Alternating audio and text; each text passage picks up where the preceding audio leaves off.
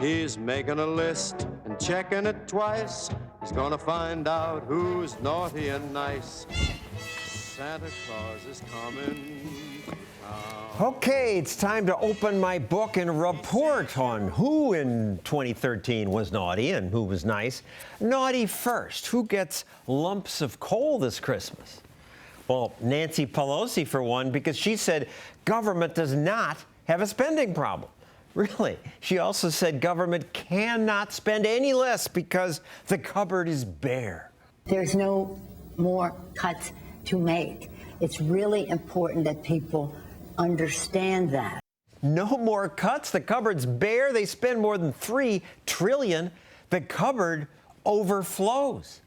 And that's why it puzzles me that the president says, over the past 2 years, I've signed legislation that will reduce our deficits by more than $2.5 trillion, more than 2/3 of it through spending cuts. What? Spending cuts? No, he's been naughty. They didn't cut much of anything. The deficit decreased only because the blowout stimulus expired. And the president proposed increasing spending by less than he wanted to. It's not a cut. It was also naughty to say this about Obamacare. Every time they have predicted something not working, it's worked.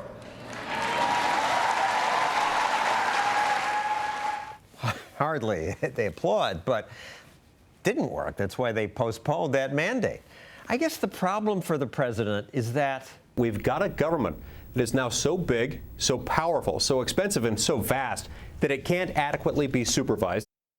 Right. Senator Mike Lee is on my nice list for pointing that out. David Axelrod agreed with him this year, so he's on the nice side of my ledger, too. Along with Rand Paul, because he demanded that the president come clean about drone strikes. I cannot sit at my desk quietly and let the president say that he will kill Americans on American soil who are not actively attacking a country. It's a shock that a senator has to say something so obvious. So 2 other Republicans go on my naughty list. John McCain, because after the filibuster he called libertarians wacko birds, and Chris Christie, because he said this. This strain of libertarianism that's going through both parties right now and making big headlines, I think is a very dangerous thought. No, it's big government that's dangerous. A lump of coal to Governor Christie. But nice gifts for Democratic Senators Tom Harkin and Jay Rockefeller. Surprised to find them here on the nice side of the ledger. Oh, they retired this year. That's good for all of us. And this town's billionaire mayor, Michael Bloomberg, will retire too, and that's good because he somehow doesn't understand that government is force. When he moved to ban the sale of big cups of soda, he said this. We're not banning anything. All we're saying is we want to show you just how big the cup is. No, Mr. Mayor, you're not showing us things. A ban is a ban. Government is force. And Thomas Jefferson was right to warn us that government force only grows.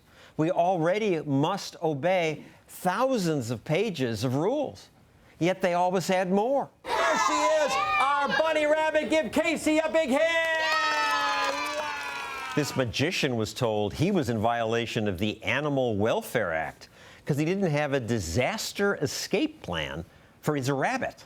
She said from now on you cannot use your rabbit until you fill out paperwork, pay the $40 license fee, we'll have to inspect your home. So you say to these people, come on, this is ridiculous, and they laugh and say, no, yeah, it is, but we have to do this? They don't laugh and say ever. So you officious bureaucrats, you're on the naughty side of my ledger. Actor Vince Vaughn is on the nice side for coming out in Hollywood as a libertarian. This child is also there for fighting for people's right to sell mistletoe. If people want to work, let them work.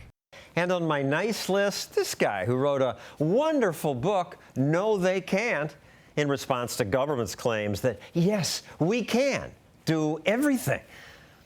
And finally, this one's a surprise to me. The Speaker of the House is on my nice list. Oh, yeah, it's because he said this. We should not be judged on how many new laws we create. We ought to be judged on how many laws that we repeal. Yes, if they only would repeal something. They never do. My wish for Christmas is that reporters stop whining about what the do-nothing Congress does or the least productive Congress, and instead celebrate the fact that politicians not passing more laws means more freedom for Santa and for the rest of you. And with that freedom, we do good things outside politics.